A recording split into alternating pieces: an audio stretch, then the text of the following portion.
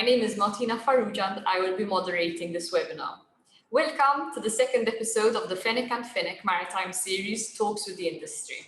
After the success of our first webinar back in February, where we discussed the implications of Brexit on the industry, today we will be focusing on COVID-19 and the cruise line industry. Just under a year and a half ago, life as we knew it turned upside down while governments scrambled to react as the COVID-19 virus spread across the world.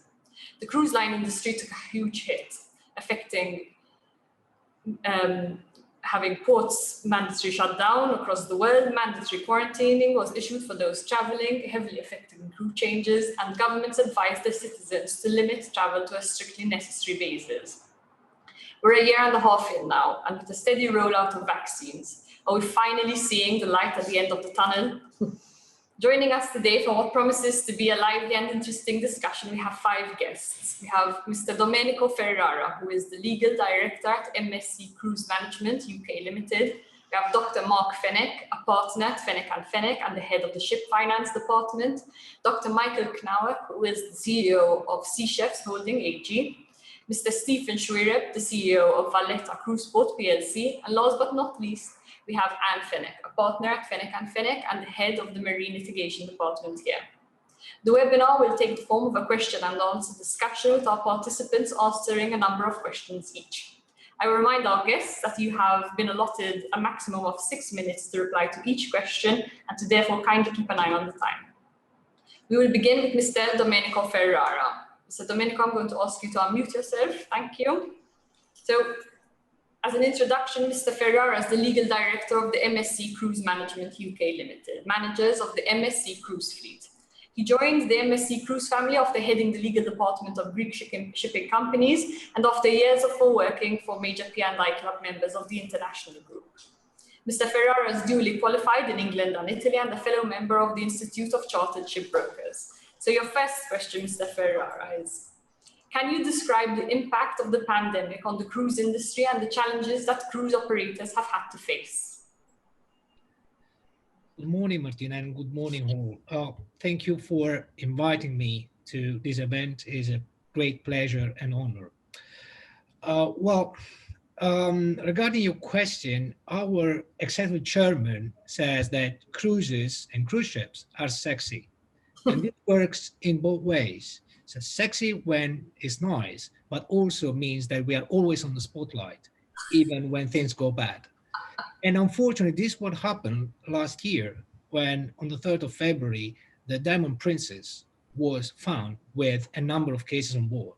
Initially we were 100 something, but went up to 700 with a number of people that passed away. In that case, I mean, we were already dealing with this crisis, this unprecedented crisis. And we saw what happened and how the cruise industry was treated. Like we were the melting pot of all the disease available, etc. So it was not very nice, but we worked hard. We worked non-stop for 2 main purposes. One, to let people understand that we are safe, as we have always been, maybe one of the safest industry in the market. And second, to look after our ships and our crew. It was not easy. Cruise ships have never been laid up. So there were not enough ports for ships. These ships are not built to be laid up.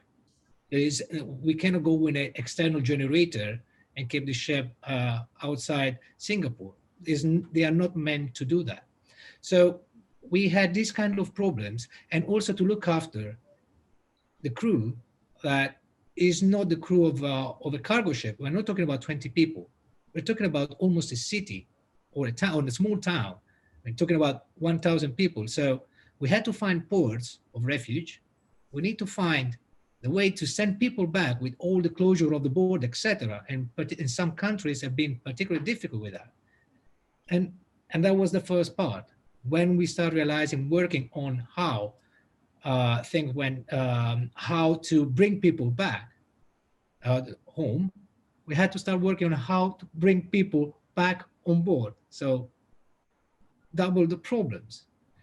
So yes, going back to the original question, has been extremely challenging for the cruise industry, and everyone has tried his best without no rules of regulation. There is nothing in any book or manual or any previous like in disease that could be comparable to this one. And even insurers, I mean, as much they could do is just to listen to us, but there is nothing in the P&I rule book that deals with this kind of event. So the good thing is that over the time we learn to live together and learn how to fight or to spot the problem of the COVID. And and let's say all cruise operators have become a little bit of an expert on how to deal with this problem. So for 1 year we have worked non-stop for our crew, for our passenger, and to guarantee the safety of them once they return on board. Thank you very much. So my next question is, given that we're seeing a vaccine rollout, we're seeing a restart of the industry, what measures has the cruise industry put in place to operate in the current environment? Well, and we are bound to respect national and international rules and regulation, also in terms of health and safety, and in particular to deal with bodies like the CDC or even with the European bodies, national bodies of health administration. So what cruise management has first on the line did, and also the others followed, is to set up a protocol based on our experience, what we learned on board. And I think that at the beginning we didn't have even a test to check if someone was sick or not. So we had to invent a brand new protocol, and that was applicable and suitable on board the vessel, manageable and capable of track and manage something like 5,000, 6,000 people, which is not easy. I mean, everyone that goes on a cruise ship wants to have fun, wants to meet people, want to sit with other people, want to enjoy. And the stringent measures impose not to do so. Or for instance, when people go on an excursion, some people just want to get lost in the cities. How beautiful it is to walk through Valletta and just get lost among the church. It's something that is not possible at the moment, simply because we have promised and we have agreed this protocol with the authorities. And as such, we are bound to obey to that. There are several measures in place, including test and tracing. Excursion are bubbles, so no one is allowed to do anything rather than that specific excursion. Crew members have to stay on board; they cannot go ashore. So we put all potential measures that could make the ship completely separated from the rest of the world. So at least we are certain that whatever is on board has been tested at arrival, is tested during the cruise, and then tested before leaving the cruise. Not only, even the interaction with local authorities, local hospital, etc., as requested, for instance, by the CDC, is paramount to guarantee that even local population is not, for whatever reason, affected. So the work has been massive, has involved all areas: medical, legal, sanitation, operation, logistic. So all the departments of a cruise company have been involved in putting together measures that also could be accepted by, for instance, by the ITF. It's not easy sometimes to to convince international body that sometimes they are not really familiar with what happened on board, that's the only solution to guarantee their safety. Yes, we have to renounce a bit of freedom to go out or to meet, but this is for the sake of good of whoever is on board. Great. Thank you very much for your answer. That sounds like you've had to go through a huge process, and I hope that the effort will be worth your while. Absolutely. It will result in a better season. Well, have you seen that we are starting again, and we have now 4 or 5 ships already back on track, and our competitors are doing the same. So yes, after starting, we have been the first in the world to start. I'm not just promoting my company, but I mean, the only thing I would say that we tried on our own skin how it works. And because we tried, we tested, and we realized that it was good, we managed to implement and expand throughout the fleet. Great. Okay, our next speaker is Dr. Mark Fenech. Mark, can you unmute yourself, please? There we are. Great. Hi. So Dr. Mark Fenech is a partner at Fenech Fenech Advocates. He heads the ship finance department and is a member of the ship registration and corporate law department. Mark regularly advises various international banks as lenders in different transactions involving mortgages registered over Malta flag vessels. He also advises Maltese and non-Maltese shipping companies in their capacity as borrowers and mortgagors, and has also given advice and issued legal opinions on security documents governed by Maltese law involving the registration of Maltese mortgages. Good afternoon, Mark. Good afternoon. This is my question for you. So the cruise operations have been at a record low since the first quarter of 2020. What were the immediate impacts of COVID-19 on the cruise line industry from a financing perspective? First of all, good afternoon. Good afternoon to all those who have joined this webinar. Well, the impact on the cruise liner industry. Let's put it this way. In the first quarter of 2020, the world abruptly entered into something which it never experienced before. None of us did, actually. We were entering into the realm of the unknown. Nobody knew much about this pandemic.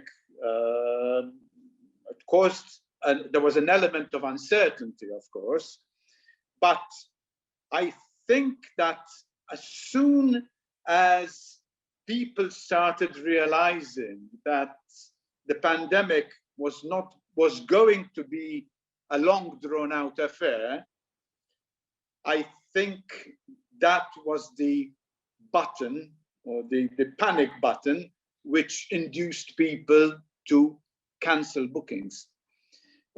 People obviously were not prepared to risk their lives or risk their health, and because of this pandemic, obviously the global media coverage raised the alarm to panic levels, with deaths being caused here and there around the globe. So cruise liner companies were faced with an avalanche of booking cancellations, and this was due to the fact that COVID-19 was still, and still is to a certain extent, an unknown quantity. Governments were all over the world were encouraging people to stay home. There was another aspect. So really, there was a domino effect, a slew of booking cancellations, and obviously cruise liner operations had to be stopped abruptly, with cruise liner companies not having the time even to draw up contingency plans, because this was something which was so unexpected. Nobody expected such a pandemic, which was going to be of global proportions. Obviously, then there was devastation in the cruise liner industry. That was the immediate result. Fleets had to be laid up. Fleets had to be sold. Some cruise liner companies had to go into administration because of cash flow interruptions.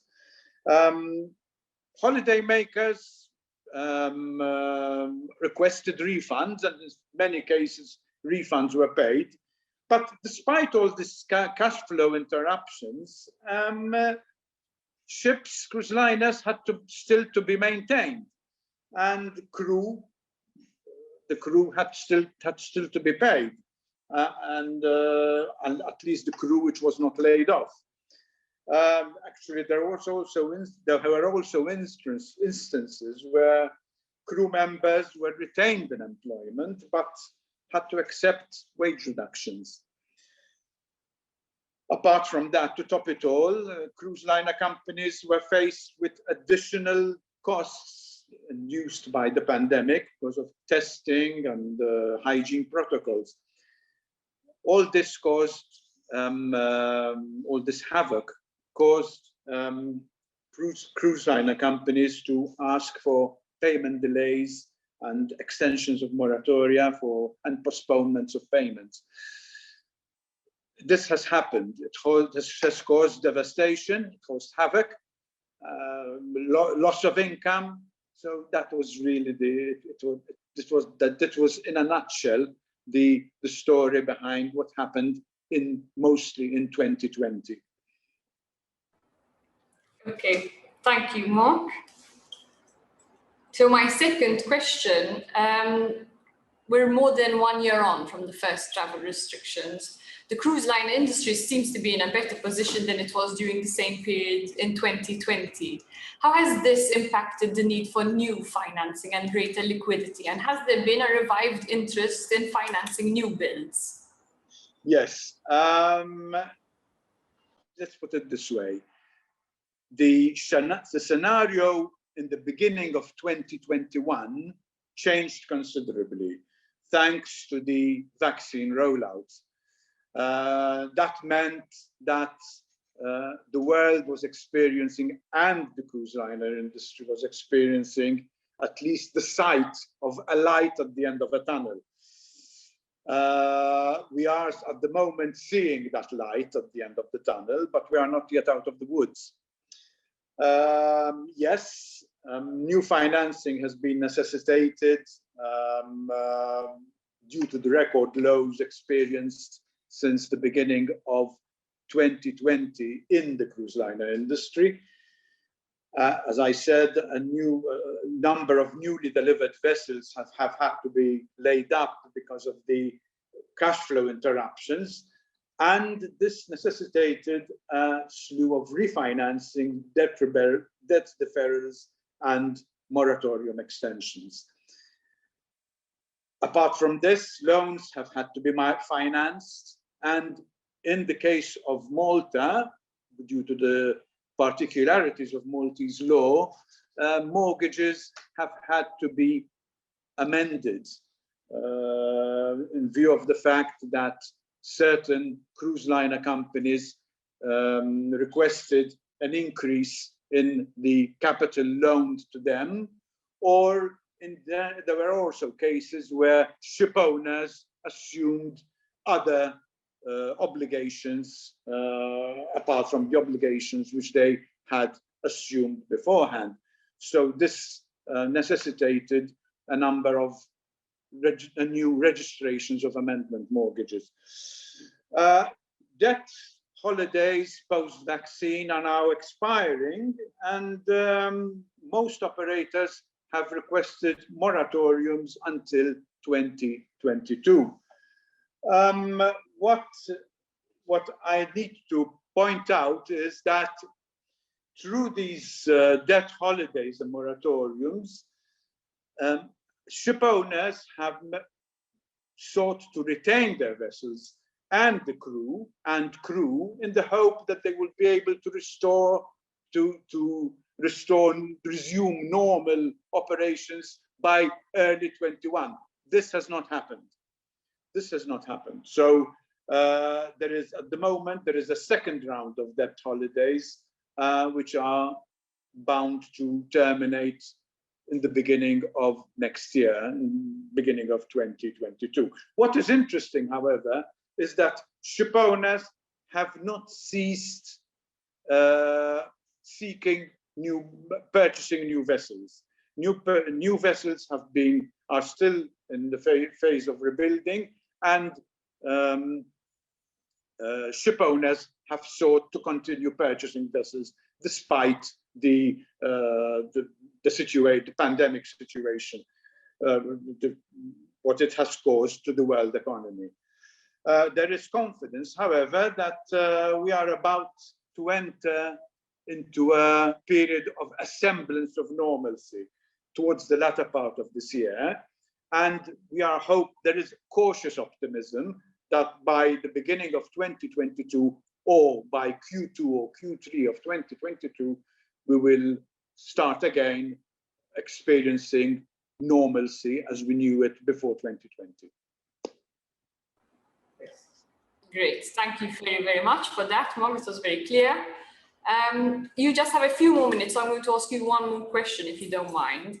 So, are you witnessing any other financing methods being utilized to raise capital to purchase or perhaps to retain purchased ships? Shipping finance landscape has evolved over the last 10 years, especially. Many traditional European banks have either ditched their operations in ship finance, or have exited completely, or have downsized. So many ship owners over the past 10 years or so have started looking east, because this gap is being filled by Asian banks and export credit agency based in Asia. These organizations have stepped up to fill the ship financing gap which was left by European banks. As I said, as a result, many ship owners, especially cruise liner companies, are looking east for their credits. There is also an increased interest in the setting up of Maltese collective investment vehicles or funds in the ship finance area. And these fund structures are providing a vehicle for investing in equity issued by shareholders. There is also the alternative of, which we are seeing increasing month by month, is the sales and leasebacks as an alternative to the traditional finance.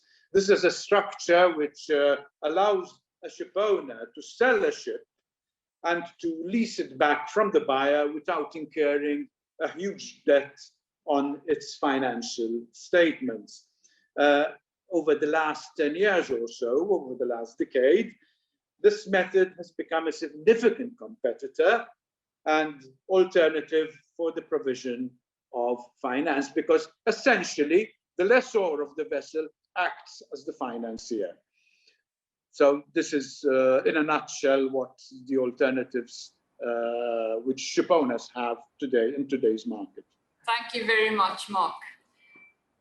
So our next speaker will be Dr. Michael Knauer. Dr. Michael Knauer studied shipping economics at the University of Rostock in Eastern Germany. He has been involved in the cruise industry since the year 2000.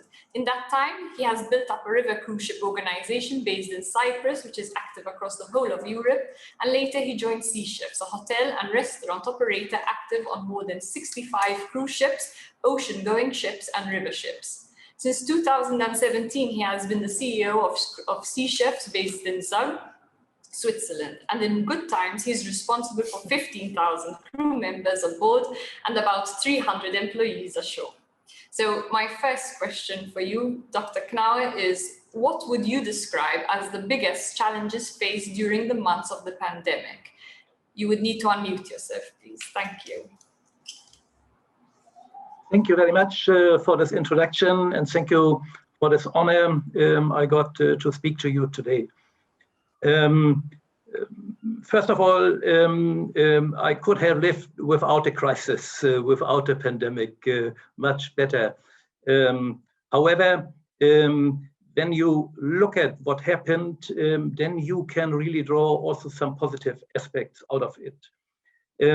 So when the crisis hit in February, March 2020.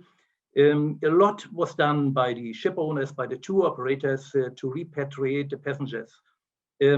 But the crisis hit so hard and so quick that there was no time left to repatriate a lot of crew members. And suddenly we were left with more than 10,000 crew members aboard of our cruise ships all over the world.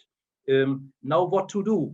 We had, as Domenico described, to repatriate them home, but under the consideration of a restart, you had also to have new joiners aboard to replace others in order to keep the positions on board. But it was a lot of movement, a lot of crew movement on board of the ships, back and forth during these months. And the good thing is for us that Sea Chefs has not lost one single crew member to the virus. There was no casualty. And this is really thanks God, and of course of good luck as well.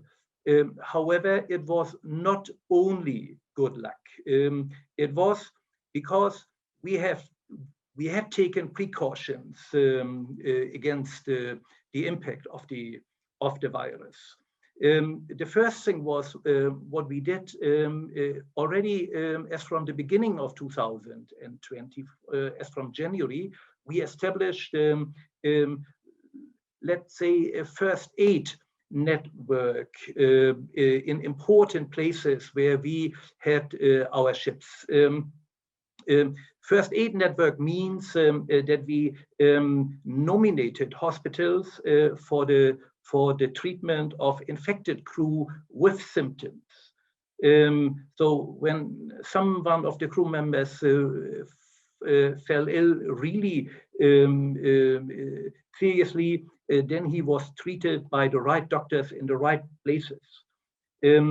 For others who got infected but didn't show symptoms, we arranged quarantine locations ashore. And of course, the transport from the ship to these places and back in case that the infection was over and the crew member was sound again.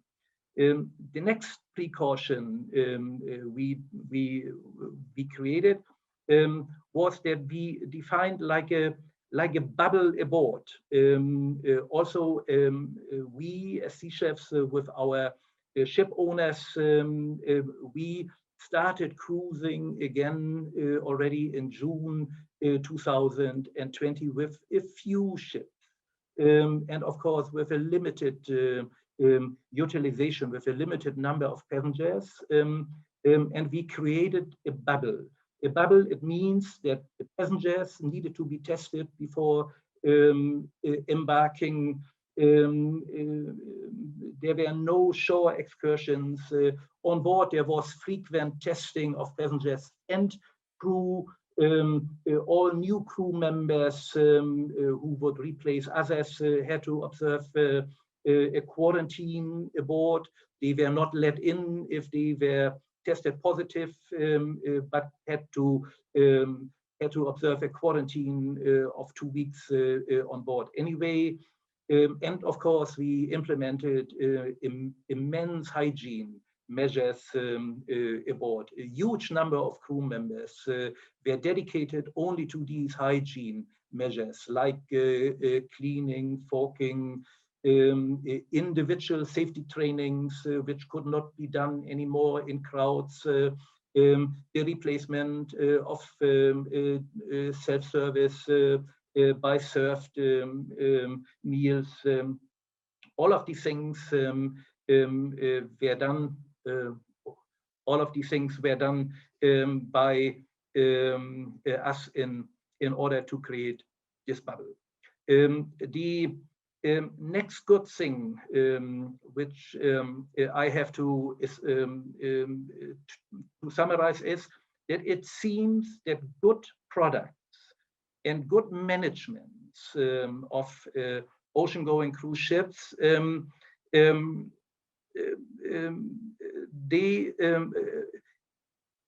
our company or companies with a good management and a good product cope better with the pandemic than others. So we were able to operate ships since June last year until today without interruptions. Again, a few one only and with a limited number of passengers and crew, but we were able to do this. And the third is that the bond between the employer sea chefs and the crew got stronger.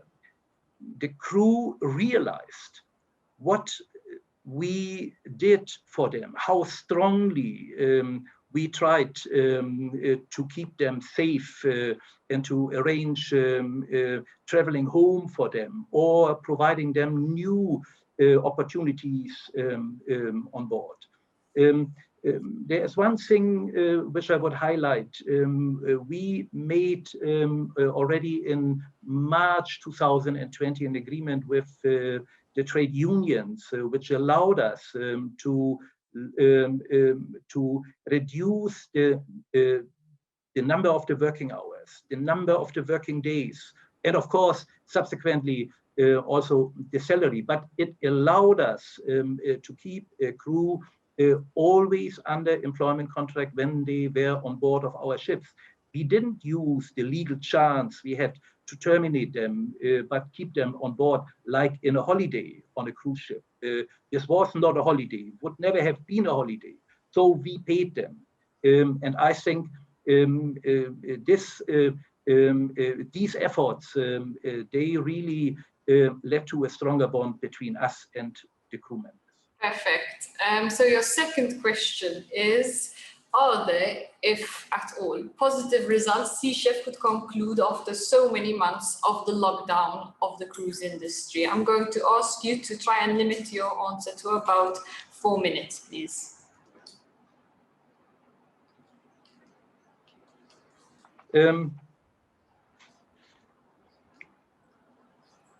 I think our best result was that we could safely bring home our crew whenever required. Sometimes even the ship owners offered their ships as a transport home, for example, of Asians to Jakarta and Indonesia. So we brought the crew safely home. We established frequent contact to most of our crew members by email or even by telephone. And we told them where we stand and where we do have hope for a restart, or where we don't have hope yet, but that we will provide them with a chance as soon as we are able to do this. So I think this was the biggest challenge to on the one side, reduce the activities of the company, but do this with the forecast that, as we see it now, that the business is picking up quickly again. So bringing the home, our crew back home quickly and safely, this was really good. And let me also say something. I think that how we treated our crew aboard the ships, that we spent more money for the food, that we had even entertainment on some of our ships still available in order to make the life of our crew on ships without passengers more endurable. This is also something which should be said in such a forum. Thank you very much. Thank you very much for that. So it's very interesting insight, isn't it? It really is. It really is. Our next speaker is going to be Mr. Stephen Xuereb. Mr. Xuereb currently serves as the COO of Global Ports Holding PLC, a London-listed company, the largest independent cruise port operators worldwide. He is responsible for overseeing the strategic direction and overall performance of 20 cruise ports in the portfolio across 13 countries and 4 continents. Mr. Xuereb has been in the cruising industry since 2002, first serving as the CFO of Valletta Cruise Port PLC and becoming CEO in 2014, a position he still occupies to date. Good afternoon, Mr. Xuereb. You can unmute yourself, please. Good afternoon to all of you, and thanks for the invitation. Thank you. Mr. Xuereb, you are the CEO of Valletta Cruise Ports, which in 2019 saw an incredible 900,000 passenger movements. Can you explain how the COVID-19 pandemic affected the ports in Malta and around the world, please?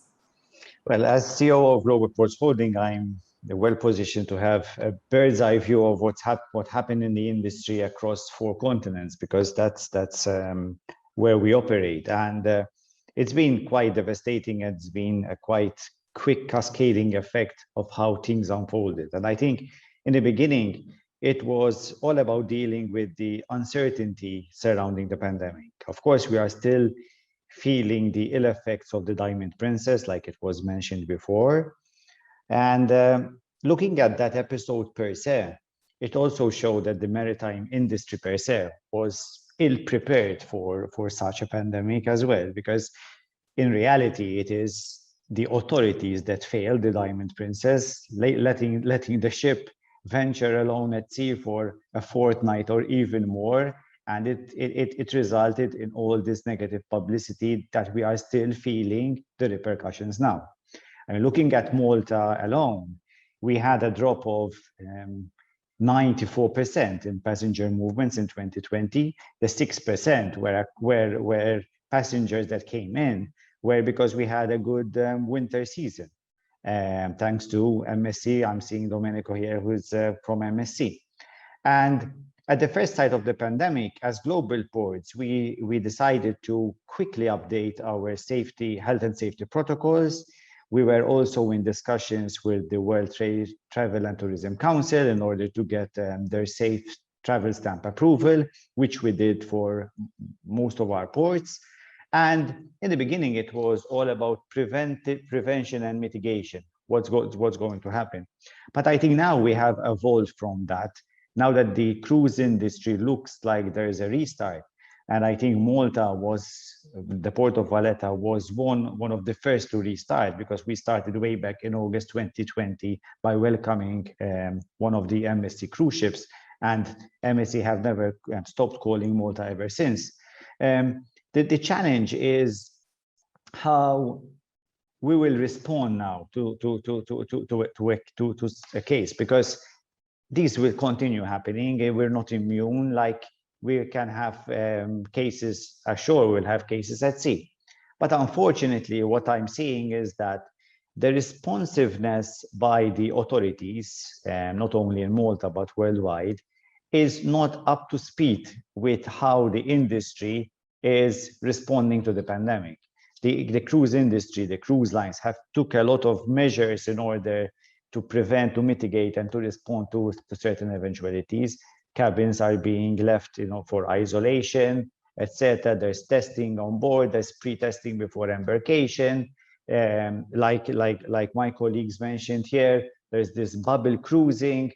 But we still feel that we are struggling in order to convince the authorities to open up even more and welcoming more the cruise industry.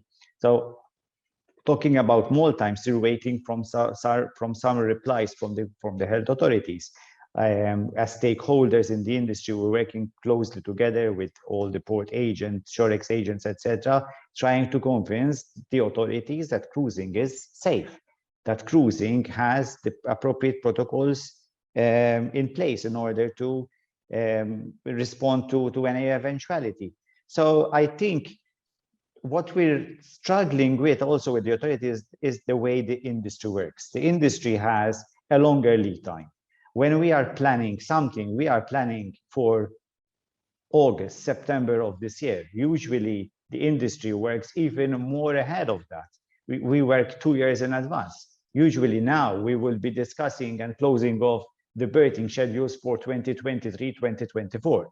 But because of the pandemic, even looking at 2 months, 3 months ahead is becoming problematic, and becoming problematic because of the lack of response coming from the authorities in a good timely manner.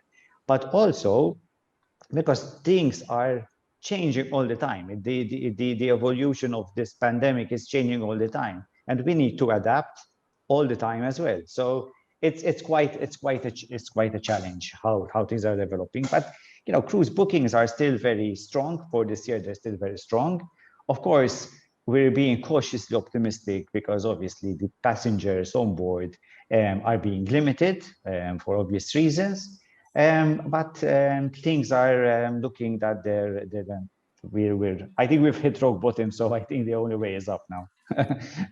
Thank you very much for that.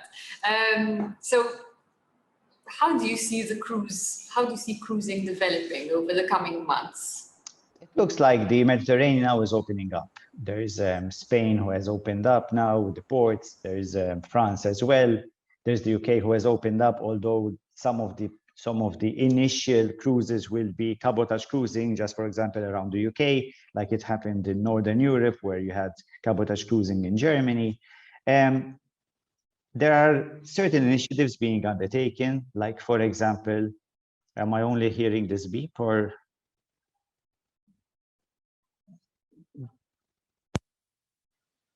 I don't think I'm hearing a beep.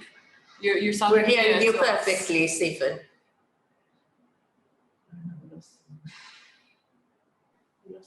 Stephen, we can't hear you anymore. Hello?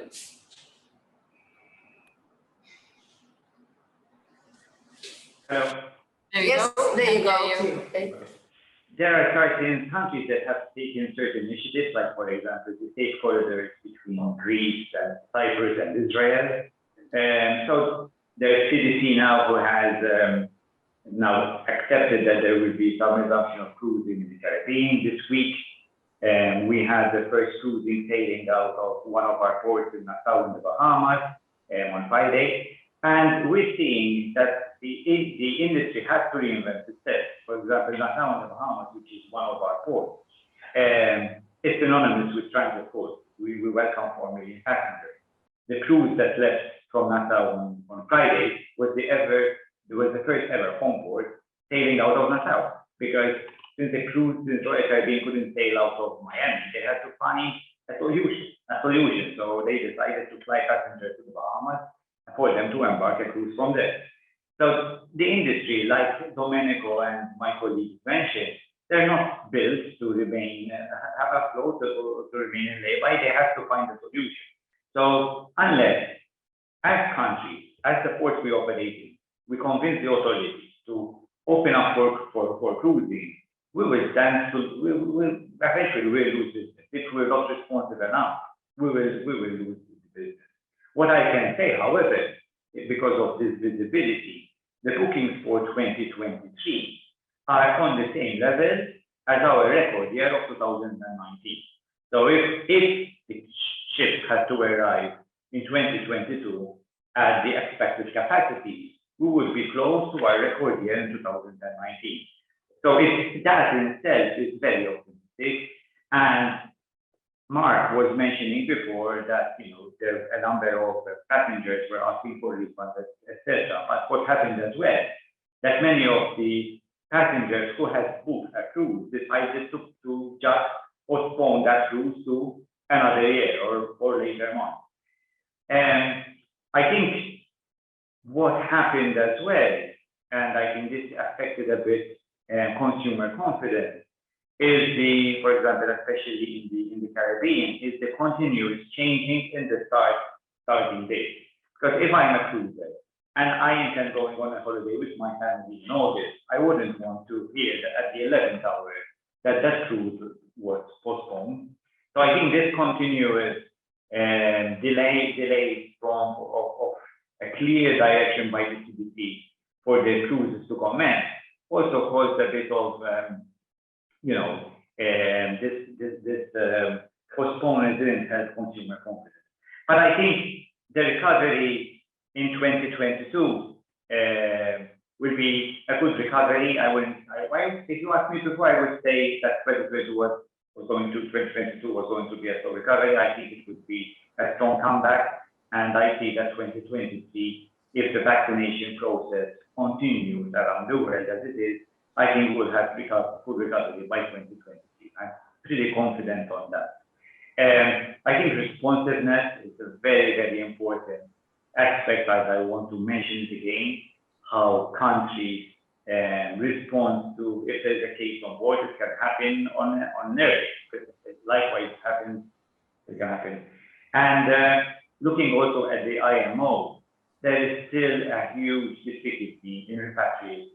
I think this was one of the challenges, especially at the first side of the pandemic. There were many crew members stuck on board cruise ships, also on commercial ships. It was the same story across the globe. And it's an unfortunate thing, because after all, these are all human beings and they have families. They would have been at sea for consecutive months, and we can't just leave them stranded. So that's in a nutshell how I see the situation. I also want to mention a point on what Mark said. The cruise the shipping industry, when it comes to cruising, is packed. There are about 100 cruise ships on order, so it's still very much in full force and going strong. And it's, after all, the supply-driven economy, and the more cruise ships we put in the market, I'm sure that the industry would be able to fill them. Thank you very much. That was really interesting. So our last speaker for the afternoon is Dr. Ann Fenech. So Ann Fenech has dealt exclusively with maritime issues for the past 34 years. She is the president of the Malta Maritime Law Association, a board member of the European Maritime Law Organization, and founding board member of the Malta Maritime Forum. In 2018, Anne was elected as vice president of the Committee Maritime International and co-chairs the CMI IWG on international recognition of judicial sales, and is the CMI coordinator of the project at UNCITRAL.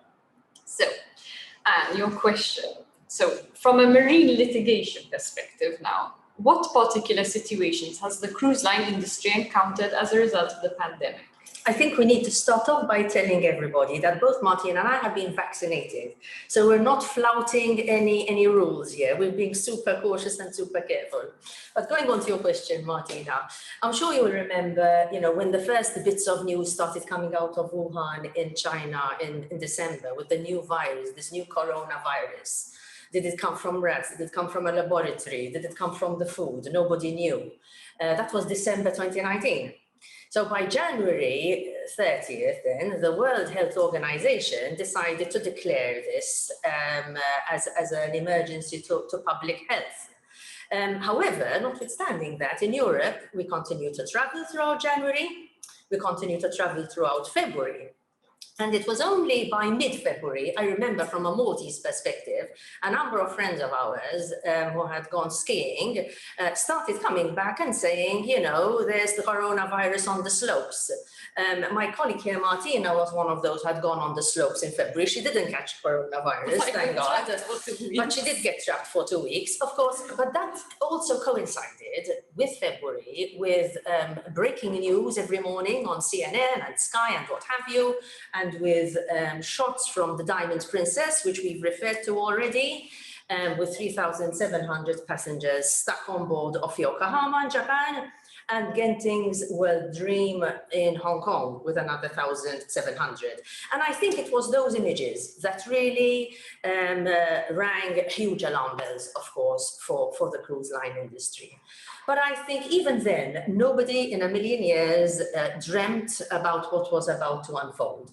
And to answer your question in a very short and sweet manner, from a marine litigation perspective, Martina, we've seen entire fleets, unfortunately, going bankrupt as a result of the absence of the cash flow which has in turn led to multiple claims by service providers who would have offered services and goods to these ships prior to the pandemic, resulting in an inability to pay these service providers. So we've seen claims relating to that sort of thing increase unhesitatingly, as has been referred to by so many of the other speakers before. Of course, we had very, very serious challenges at times with the repatriation of crew. We have seen cases of new shipbuilding contracts which have continued. And in fact, as Mark has said earlier, we have had even clients of ours who have, notwithstanding the pandemic and notwithstanding effectively a stoppage in operations, actually taken delivery of their new ships, which is quite amazing. But of course, others who have had to put their shipbuilding contracts on hold and reach new agreements with regard to financing, which has led in certain circumstances to litigation.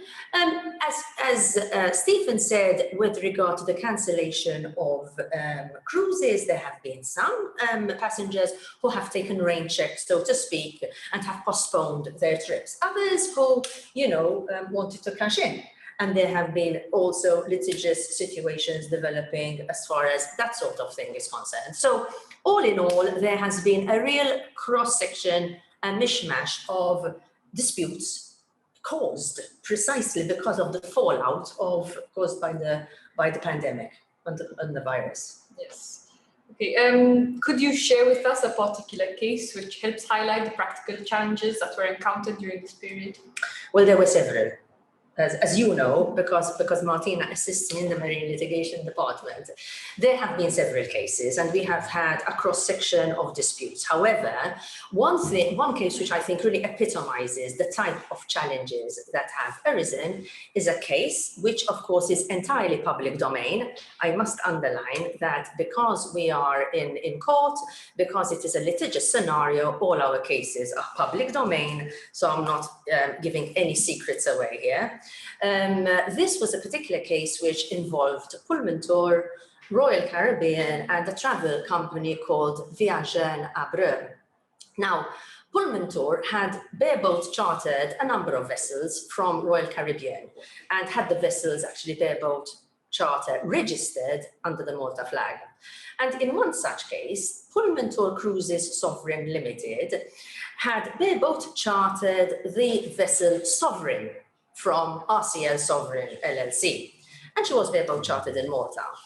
However, by June 2020, and now that's 6 months into the pandemic, Pullmantur was facing some challenges. And as a result, in June 2020, Royal Caribbean terminated the bareboat charter on the vessel. Very simply, the vessel was re-delivered to Royal Caribbean and the bareboat registration was cancelled. Running parallel to all of this, again during the pandemic, Royal Caribbean had decided to dispose of a number of its own vessels as part of a restructuring program, and one of those vessels in fact included the Sovereign, and Royal Caribbean sold the Sovereign with a planned delivery in Turkey. However, what many do not know is that around the 13th of July 2020, while this ship, the Sovereign, was en route and about to be delivered to her new buyers in Turkey, she actually made a stop in Malta. And lo and behold, as soon as she stops off in Malta, the Sovereign was promptly arrested by a travel company called Viagen Abreu for a sum of 1.27 million. And this arrest by Viagen Abreu was in fact to secure an alleged claim by Viagen Abreu for the return of an advance payment of $1.27 million, which had been made by Viagen Abreu as charterers to Pullmantur Cruises Ship Management on the signing of a voyage charter party with Pullmantur Cruise Ship Management. And this voyage charter had been scheduled for 2020. So to recap, Viagen Abreu, way before the pandemic, had entered into a charter party with Pullmantur Cruises Ship Management to charter this vessel in 2020 and pay the deposit. So obviously, come 2020, the voyage charter had to be cancelled due to the pandemic. And Viaggi and Abre asked for a refund of the money they had paid in advance to Pullmantur. And Pullmantur allegedly did not refund this sum to Viaggi and Abre. So Viaggi and Abre decided to arrest the sovereign belonging to Royal Caribbean as security for the claim. However, by the time that the arrest was actually effected, which was on the 13th of July, 2020, the sovereign had already been returned back to her owners, as I stated earlier, Royal Caribbean. So by July 2020, Pullmantur were completely out of the equation as far as the vessel sovereign was concerned. So in reality, what had happened was that Viaggi and Abre had arrested a vessel which belonged to Royal Caribbean and which had nothing to do with the debt allegedly incurred by Pullmantur. So here we see what is really typical litigious situation. Now, in the meantime, though, what happened was the arrest was effected on the 13th of July, as I said. And of course, Royal Caribbean's immediate reaction when this ship was arrested was that this was an illegal arrest. It had nothing to do, Royal Caribbean had nothing to do with the alleged debt, and the arrest of one of its vessels was irregular, totally irregular. However, in the meantime, again, Royal Caribbean had a delivery deadline to meet in Turkey. So it's got this ship under arrest in Malta, which is supposed to be making its way to Turkey. And its priority was to get the vessel immediately released from Malta. That was its priority, get it released. And the only way that you can actually get a vessel released from arrest quickly is to put up the security, which is being claimed, 1.27 million, in the form of cash. You need to deposit that cash in the court, and that was a priority. So if that was the priority, arguing about whether or not the arrest was illegal could come at a later stage. Priority was get the ship released. We'll fight about that later. So with every hour counting, literally, we had to see how we were going to get 1.28 million euro, sorry, I said dollars earlier, 1.28 million euro sent in cash from Miami to Malta.